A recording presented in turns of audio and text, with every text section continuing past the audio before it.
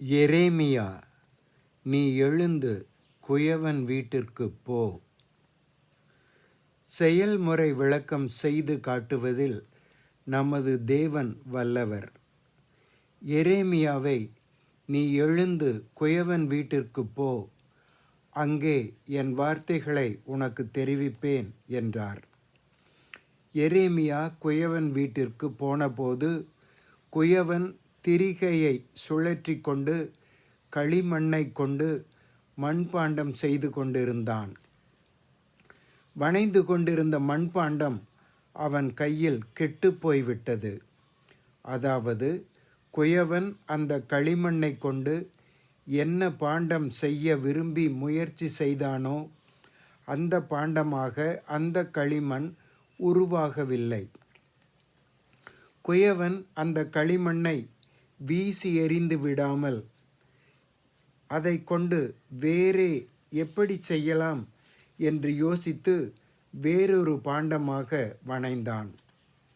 இதைத்தான் கிருபை என்கிறோம். நம்மை உண்டு பண்ணின தெய்வம் நமக்கான ஒரு திட்டம், ஒரு தீர்மானம், ஒரு உபயோகத்துக்காக உண்டு பண்ணினார். இதை தேவ சித்தம் என்கிறோம். ஆனால் நாம் தேவ சித்தத்துக்கு பொருந்தாமல் நமது சுய சித்தத்தின்படியே வாழ்வோம் என்றால் தேவன் நமக்கு வைத்திருந்த சிறந்த நோக்கத்தை நிறைவேற்றாமல் போகிறோம். அதாவது தேவனுடைய ஃபர்ஸ்ட் பெஸ்டாக நம்மை அவர் உருவாக்க முயன்ற சிறந்ததாக, தலை சிறந்ததாக உருவாகாமல் போகிறோம். அது நமக்கு நஷ்டம், தேவனுக்கும் நஷ்டம். இப்போது நம்மை எரிந்து விடாமல் நம்மை கொண்டே வேறே சிறந்ததாக செய்யும் முயற்சிகளை மேற்கொள்கிறார். இது நமக்கான செகண்ட் பெஸ்ட். அதாவது நமக்கு இது இரண்டாவது சிறந்த தேவ சித்தம். அது அவருடைய முதல் சித்தத்தை போல சிறந்ததாய் இருக்குமா என்று யோசித்து பார்த்து கொள்ளுங்கள். நான் சொல்லும் இந்த எடுத்துக்காட்டை வைத்து நமக்கான முதல் சித்தம், இரண்டாவது சித்தம் பற்றி தெளிவடையலாம். ஒரு பைபிள் வேத கலாசாலை கல்லூரியில் ஒரு விரிவுரையாளர் ஒரு நாள் தமது வகுப்பில் இவ்விதம் சொன்னார்: மாணவர்களே, நான் தேவனுடைய செகண்ட் பெஸ்டில், அதாவது ஐ ஆம் இன் காட்ஸ் செகண்ட் பெஸ்ட், நான் தேவனுடைய இரண்டாவது சித்தத்தில் வாழ்கிறேன் என்றார். மாணவர்கள் நிமிர்ந்து உட்கார்ந்தனர்.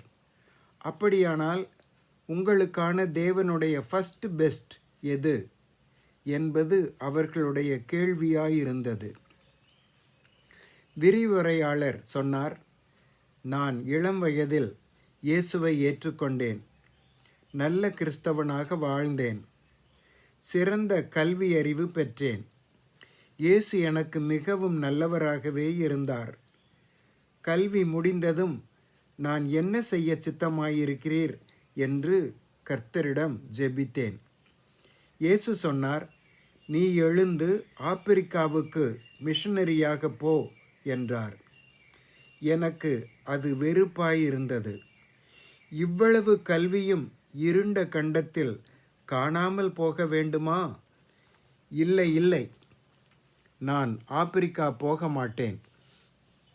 இங்கேயே ஒரு நல்ல சம்பளத்தில் வேலை வாங்கி கொண்டு நல்ல வீடு கட்டி கார் பங்களாவோடு அழகான பெண்ணை திருமணம் செய்து கொண்டு வாழப்போகிறேன் என்று சொல்லிவிட்டேன்.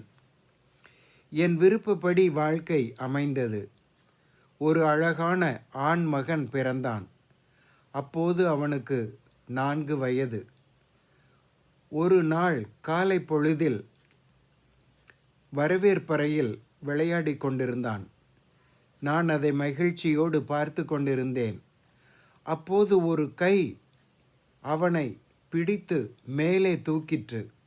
கூரை வரை தூக்கியது. பிறகு அங்கிருந்து விட்டுவிட்டது.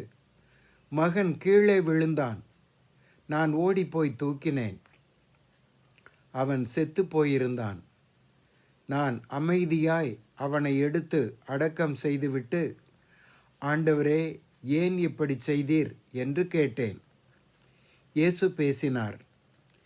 உன் இழந்து போன ஒரு மகனுக்காக நீ அழுகிறாய்.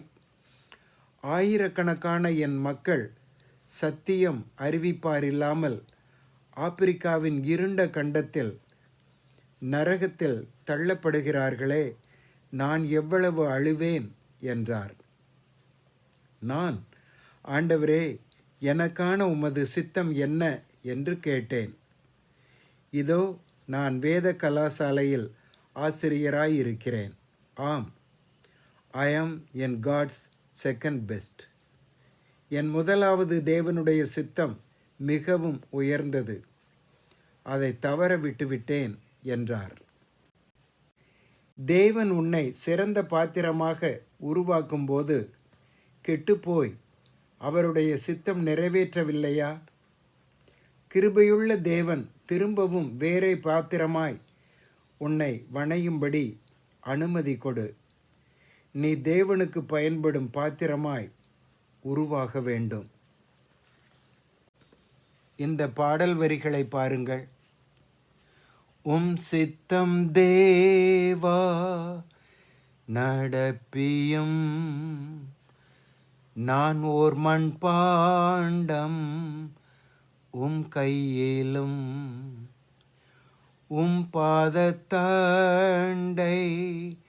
காத்திருக்கும், என்னை உம் சித்த பாடி மாற்றும்.